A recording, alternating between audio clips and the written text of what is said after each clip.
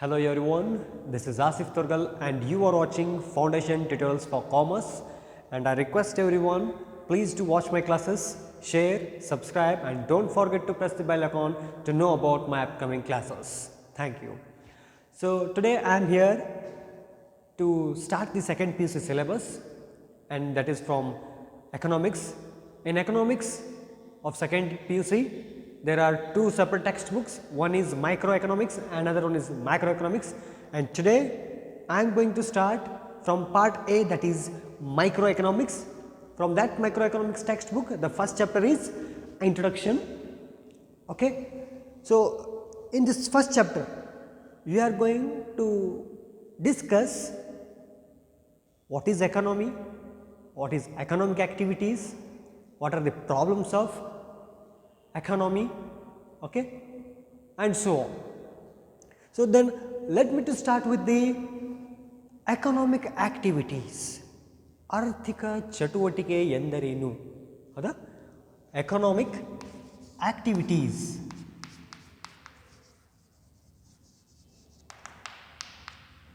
Economic activities, ಆರ್ಥಿಕ ಚಟುವಟಿಕೆ ಎಂದರೇನು ಅಂತ ಕೇಳಿದ್ರೆ, the activities which are performed to get the profit.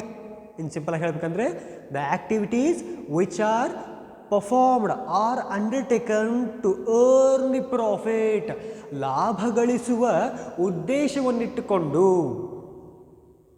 ಮಾಡ್ತಕ್ಕಂತಹ ಕಾರ್ಯಚಟುವಟಿಕೆಗಳನ್ನು ಆರ್ಥಿಕ ಚಟುವಟಿಕೆ ಅಂತ ಕರೀತಾರೆ.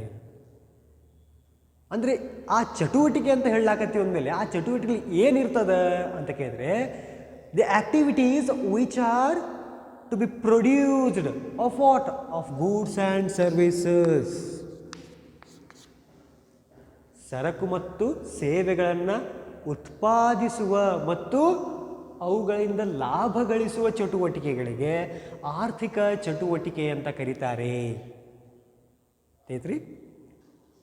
ಒಂದು ಆರ್ಥಿಕ ಚಟುವಟಿಕೆ ಅಂತ ಹೇಳಬೇಕಾದ್ರೆ ಅಲ್ಲಿ ಒಂದು ಲಾಭದ ಉದ್ದೇಶ ಅನ್ನೋದು ಇರ್ತದೆ, ಪ್ರಾಫಿಟ್ ಮೋಟಿವ್ ಆಕ್ಟಿವಿಟೀಸ್ ಆಗಿರ್ತಾವೆ. ಅಂತಹ ಚಟುವಟಿಕೆಗಳಿಗೆ, ಅಂತಹ ಒಂದು ಆಕ್ಟಿವಿಟೀಸ್ಗಳಿಗೆ ಎಂತ ಕರಿತೀವಿ? ಎಕನಾಮಿಕ್ ಆಕ್ಟಿವಿಟೀಸ್ ಅಥವಾ ಆರ್ಥಿಕ ಚಟುವಟಿಕೆ ಅಂತ ಹೇಳಿ ನಾವು ಕರಿತೀವಿ. ಓಕೆ, ಇನ್ನು ಈ ಒಂದು ಆರ್ಥಿಕ ಚಟುವಟಿಕೆಗಳನ್ನ ಕೈಗೊಳ್ಳಬೇಕಾದ್ರೆ ಯಾವ ರೀತಿ ಸಾಧ್ಯ ಆಗ್ತದೆ ಅಂತ ಕೇಳಿದರೆ, ಒಂದು ದೇಶದಲ್ಲಿರ್ತಕ್ಕಂತಹ ಸಂಪನ್ಮೂಲಗಳ ಸದ್ಬಳಕೆ ಆಗಬೇಕು. ಸದ್ಬಳಕೆ ಆದಾಗ ಮಾತ್ರ ಕರಿತಿ ಒಂದು ಪ್ರೊಡಕ್ಟಿವ್ ಆಕ್ಟಿವಿಟೀಸ್ ಅಂತ ಹುಟ್ಕೋತದೆ. ಎಕನಾಮೈಸಿಂಗ್ ದಿ ರಿಸೋರ್ಸಸ್ ಅಂತ ಹೇಳ್ತಾರೆ. ಅಂದರೆ ಒಂದು ದೇಶದಲ್ಲಿ ಸಿಗ್ತಕ್ಕಂತಹ ಸಂಪನ್ಮೂಲಗಳ ಸದ್ಬಳಕೆ ಮಾಡಿ ಉತ್ಪಾದಿಸುವ, ಸರಕು ಮತ್ತು ಸೇವೆಗಳನ್ನು ಉತ್ಪಾದಿಸುವ ಚಟುವಟಿಕೆಗಳನ್ನು ಎಂತ ಕರೀತಾರೆ? ಆರ್ಥಿಕ ಚಟುವಟಿಕೆ, ಎಕನಾಮಿಕ್ ಆಕ್ಟಿವಿಟೀಸ್ ಅಂತ ಕರೀತಾರೆ. ಹೌದ್ರಿ?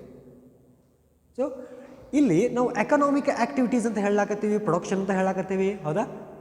ಇದು ಹೇಳಬೇಕಾದ್ರೆ ಇಲ್ಲೊಂದು ಏನು ಹುಟ್ಕೊಳ್ತದೆ ಅಂತ ಕೇಳಿದ್ರೆ, ನಮ್ಮಲ್ಲಿ ಸಿಗ್ತಕ್ಕಂತಹ ರಿಸೋರ್ಸಸ್ಗಳು, ಸಂಪನ್ಮೂಲಗಳು ಎಷ್ಟಿವೆ ಅನ್ನೋದನ್ನು ನಾವು ನೋಡಬೇಕು. Before going to produce the goods and services, we must calculate the how much resources we have in our economy. ಹೌದ್ರಿ? ನಮ್ಮಲ್ಲಿ, ನಮ್ಮ ದೇಶದಲ್ಲಿ ಸಿಗ್ತಕ್ಕಂತಹ ಒಟ್ಟು ಸಂಪನ್ಮೂಲಗಳು ಎಷ್ಟದ, ಏನೇನಿದಾವು ಅನ್ನೋದನ್ನು ನಾವು ಸರಿಯಾಗಿ ತಿಳ್ಕೊಳ್ಬೇಕು. ತಿಳ್ಕೊಂಡು ಅದರ ಪ್ರಕಾರವಾಗಿ ನಾವು ಸರಕು ಮತ್ತು ಸೇವೆಗಳ ಉತ್ಪಾದನೆ ಮಾಡಬೇಕು. ಯಾಕೆ ಸರ್ ಅದನ್ನ ನಾವು ಕ್ಯಾಲ್ಕುಲೇಟ್ ಮಾಡಬೇಕು, ಅದನ್ನ ಗಣನೆಗೆ ತಗೊಳ್ಬೇಕು, ಸಂಪನ್ಮೂಲಗಳ ಒಂದು ಗಣನೆ ತಗೊಂಡು ನಾವು ಉತ್ಪಾದನೆ ಕ್ರಿಯೆ ಮಾಡಬೇಕು ಅಂತ ಕೇಳಿದ್ರೆ, ಹೆಚ್ಚಿನ ಜನಸಂಖ್ಯೆ ಅಂದರೆ ಜನಸಂಖ್ಯೆ ಹೆಚ್ಚು ಕಂಡು ಬರ್ತಕ್ಕಂಥ ದೇಶಗಳಲ್ಲಿ ಸಂಪನ್ಮೂಲಗಳ ಸದ್ಬಳಕೆ ಇದ್ದಾಗ ಮಾತ್ರ ಅಲ್ಲಿ ಇರ್ತಕ್ಕಂಥ ಅಥವಾ ಅಲ್ಲಿ ವಾಸಿಸ್ತಕ್ಕಂತಹ ಜನಜೀವನ, ಜನರ ದಿನನಿತ್ಯದ ನೀಡ್ಸ್ ಆ್ಯಂಡ್ ರಿಕ್ವೈರ್ಮೆಂಟ್ಸ್, ಬಯಕೆಗಳನ್ನು, ಅವಶ್ಯಕತೆಗಳನ್ನ ಇರಿಸಲಿಕ್ಕೆ ಸಾಧ್ಯ.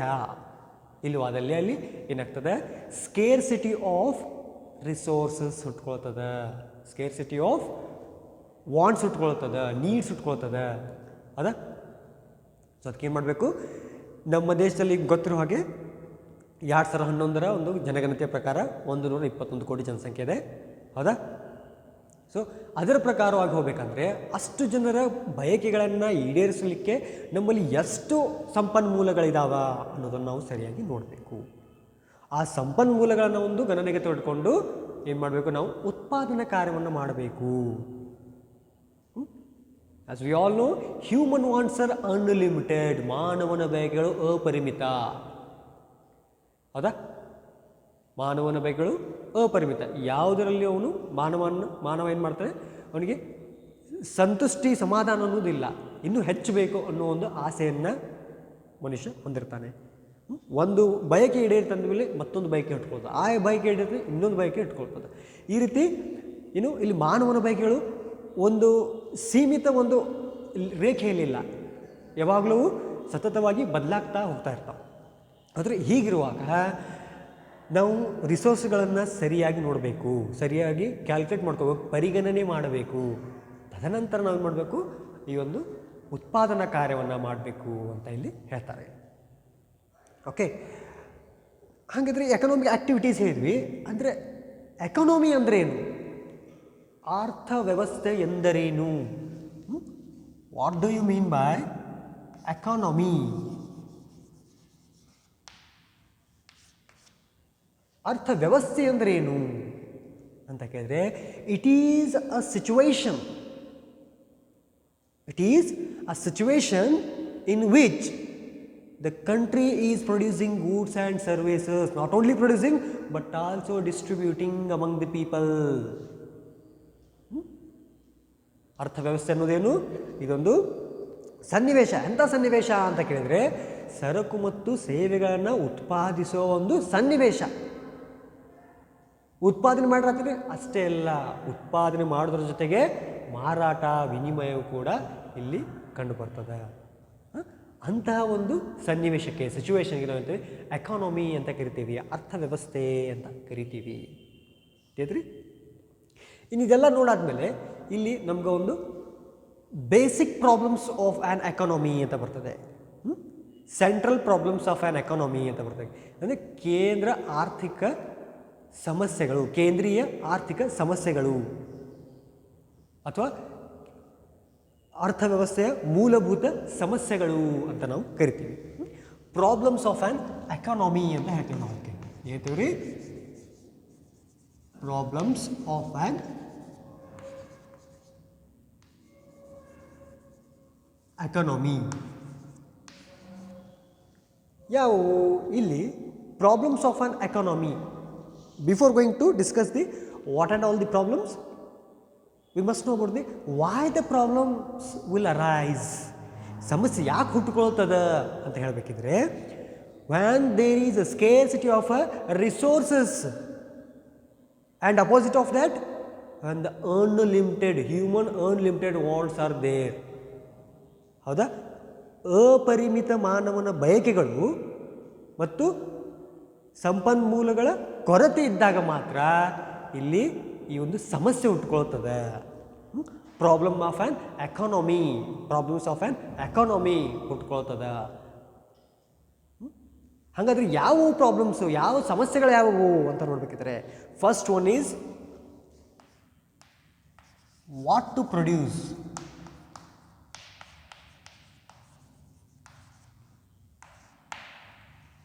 ಏನನ್ನು ಉತ್ಪಾದಿಸಬೇಕು ಅನ್ನೋದನ್ನು ನಾವಿಲ್ಲಿ ನೋಡ್ತೇವೆ. ಫಸ್ಟ್ ಪ್ರಾಬ್ಲಮ್ ಯಾವ್ದ್ರಿ, ವಾಟ್ ಟು ಪ್ರೊಡ್ಯೂಸ್ ಅಂತ ಹೇಳ್ತಾರೆ. So obviously this is a first central problem of an economy. Okay, ಇಲ್ಲಿ ಏನಾಗ್ತದೆ ಅಂತ ಕೇಳಿದ್ರೆ, ವಾಟ್ ಟು ಪ್ರೊಡ್ಯೂಸ್ ಜೊತೆಗೆ ಹೌ ಮಚ್ ಟು ಪ್ರೊಡ್ಯೂಸ್, ಏನು ಉತ್ಪಾದನೆ ಮಾಡಬೇಕು ಅನ್ನೋಷ್ಟರಲ್ಲಿ ಎಷ್ಟು ಪ್ರಮಾಣದಲ್ಲಿ ಅದನ್ನು ಉತ್ಪಾದನೆ ಮಾಡಬೇಕು ಅನ್ನೋ ಒಂದು ಸಮಸ್ಯೆಯು ಕೂಡ ಇಲ್ಲಿ ಹುಟ್ಕೊಳ್ತದ. ಏನ್ರಿ, ವಾಟ್ ಟು ಪ್ರೊಡ್ಯೂಸ್ ಜೊತೆಗೆ ಇಲ್ಲಿ ಹುಟ್ಕೊಳ್ತದ how much to produce, how much to produce ಅನ್ನೋ ಒಂದು ಸಮಸ್ಯೆ ಸಹ ಇಲ್ಲಿ ಹುಟ್ಕೊಳ್ತದೆ. So this is the problem of choice between commodities and human wants. ಹೌದಾ? ಈ ಸಮಸ್ಯೆ ಯಾಕೆ ಹುಟ್ಕೋತದ ಅಂತ ಕೇಳಿದರೆ,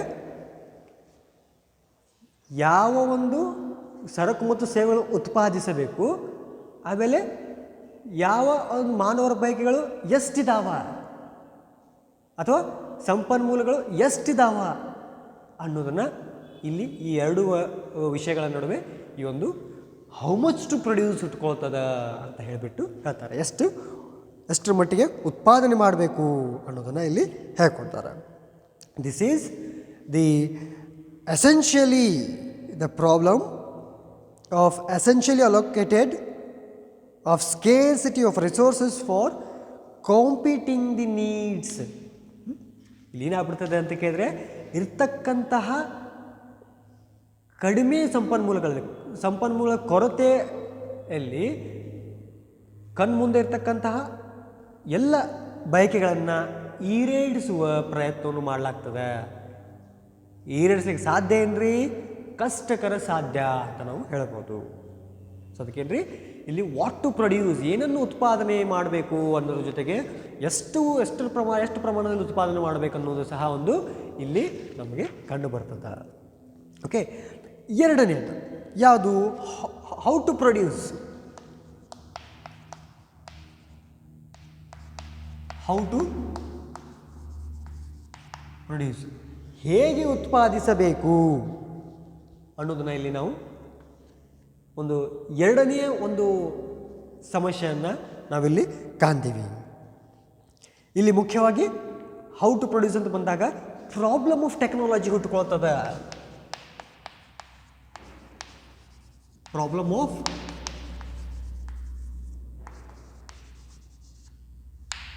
ಪ್ರಾಬ್ಲಮ್ ಆಫ್ ಟೆಕ್ನಾಲಜಿ ಹುಟ್ಕೊಳ್ತದೆ. ಯಾಕೆ ಹುಟ್ಕೊಳ್ತದೆ ಅಂತ ಕೇಳಿದ್ರೆ, ಈಗ ನಮ್ಮ ದೇಶದಲ್ಲಿ ಜನಸಂಖ್ಯೆ ಬಹಳ ಇದೆ, ಹೌದಾ? ಈಗ ನಮ್ಮಲ್ಲಿ ಜನಸಂಖ್ಯೆ ಹೆಚ್ಚಾಗಿರುವಾಗ ಅಥವಾ ಹೆಚ್ಚಿನ ಜನಸಂಖ್ಯೆ ಇರುವ ರಾಷ್ಟ್ರಗಳಲ್ಲಿ ನಾವು ಏನು ಮಾಡಬೇಕು ಅಂತ ಕೇಳಿದ್ರೆ, ಆ ಒಂದು ಜನಸಂಖ್ಯೆಯ ಸದ್ಬಳಕೆ ಮಾಡಿಕೊಂಡು ಸರಕು ಮತ್ತು ಸೇವೆಗಳನ್ನ ಉತ್ಪಾದನೆ ಮಾಡಲಿಕ್ಕೆ ಹೋಗಬೇಕು. ಯಾಕಂತ ಕೇಳಿದ್ರೆ, ಒಂದು ವೇಳೆ ನಾವು ಆ ಒಂದು ಹೆಚ್ಚಿನ ಜನಸಂಖ್ಯೆಯ ರಾಷ್ಟ್ರಗಳಲ್ಲಿ ಒಂದು ಶ್ರಮಿಕರಿಗೆ ಹೆಚ್ಚಿನ ಆದ್ಯತೆ ಕೊಟ್ಟರೆ ಅವರಿಗೆ ಕೆಲಸನೂ ಸಿಕ್ಕಂಗಾಗ್ತದೆ, ಹೌದಾ? ದಿನನಿತ್ಯದ ಒಂದು ಕೆಲಸ ಕಾರ್ಯಗಳು ಸಿಕ್ಕಂಗಾಗ್ತದೆ. ಜೊತೆಗೆ ಉತ್ಪಾದನಾ ಕಾರ್ಯವು ಸಹ ಸರಿಯಾಗಿ ನಡೀತದೆ. ಇರ್ತಕ್ಕಂಥ ಒಂದು ರಿಸೋರ್ಸಸ್ಗಳು, ಸಂಪನ್ಮೂಲಗಳು ಸದ್ಬಳಕೆ ಆಗ್ತಾವ, ಹೌದ್ರಿ?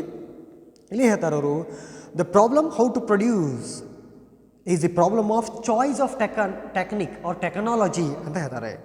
There are various alternatives methods of producing goods and services and the economy has to choose among them. ಇಲ್ಲಿ ಎರಡು ಥರನಾದಂತಹ ಆಯ್ಕೆಗಳು ಕಂಡು ಬರ್ತಾವೆ.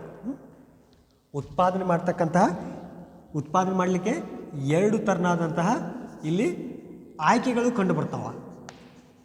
ಚಾಯ್ಸ್ ಆಫ್ ಪ್ರೊಡಕ್ಷನ್ ಪ್ರೊಸೆಸ್ ಯಾವುವು ಅಂತ ಕೇಳಿದ್ರೆ, ಒಂದು labour intensive, second one is capital intensive.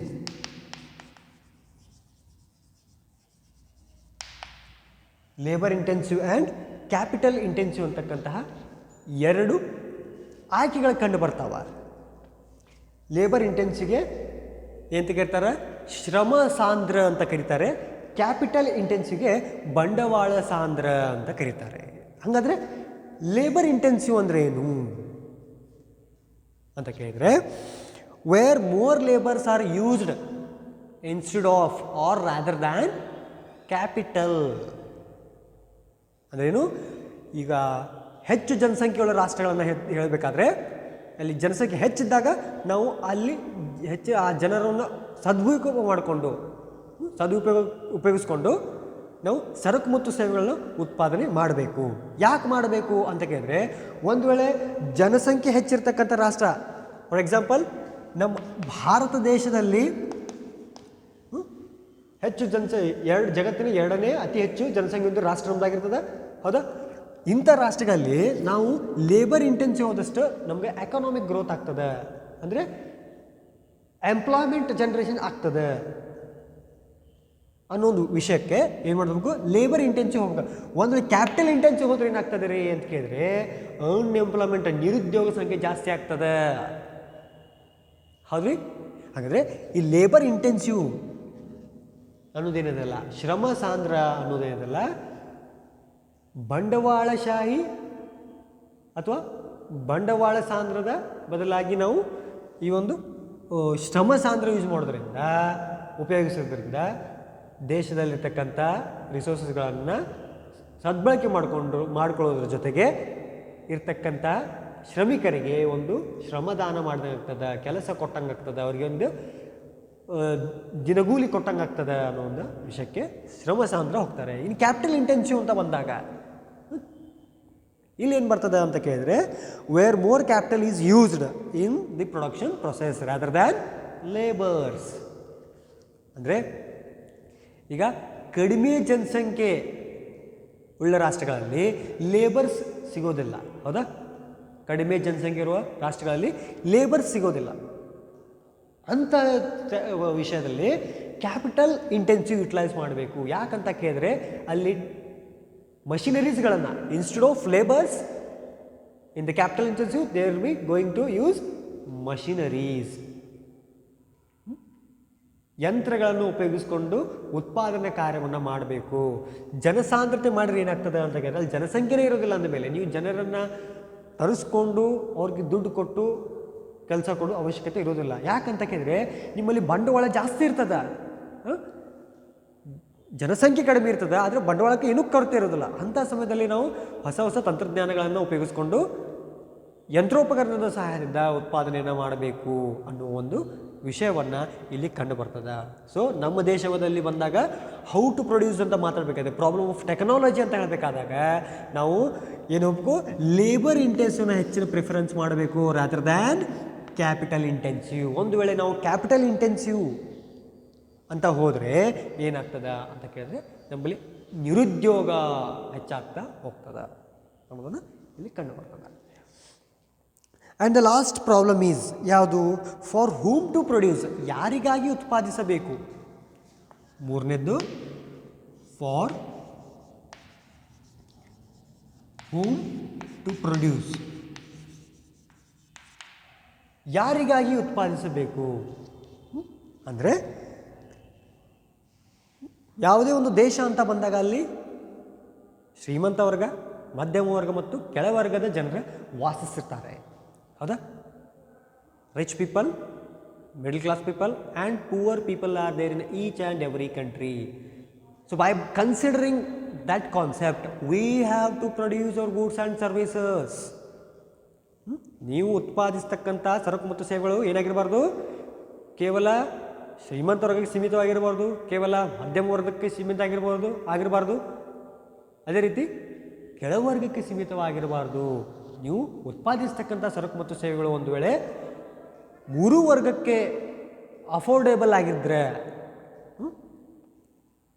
ಮೂರು ವರ್ಗದ ಜನರಿಗೆ ಅದು ತಗೊಳ್ಳುವ ಒಂದು ಕೆಪಾಸಿಟಿಯನ್ನು ಕೊಡ್ತಾ ಇದ್ದರೆ ಅಂತಹ ಸರಕು ಮತ್ತು ಸೇವೆಗಳನ್ನು ಉತ್ಪಾದನೆ ಮಾಡಬೇಕು. ಒಂದು ವೇಳೆ ನೀವು ಅಲ್ಲಿ ಇರ್ತಕ್ಕಂತಹ ಸಂಪನ್ಮೂಲಗಳನ್ನ ಬಳಸಿಕೊಂಡು ಆ ಒಂದು ಮೂರು ವರ್ಗದ ಜನರಿಗೆ ನೀವು ಅಫೋರ್ಡೆಬಲ್ ಆಗುವಂಥ ಉತ್ಪಾದನೆ ಮಾಡಲಿಲ್ಲ ಅಂತ ಕೇಳಿದ್ರೆ ಅಲ್ಲಿ ಮತ್ತೆ ಪ್ರಾಬ್ಲಮ್ ಆಫ್ ಚಾಯ್ಸ್ ಹುಟ್ಕೊಳ್ತದೆ, ಪ್ರಾಬ್ಲಮ್ ಆಫ್ ಡಿಸ್ಟ್ರಿಬ್ಯೂಷನ್ ಹುಟ್ಕೊಳ್ತದೆ, ವಿತರಣಾ ಸಮಸ್ಯೆ ಹುಟ್ಕೊಳ್ತದೆ.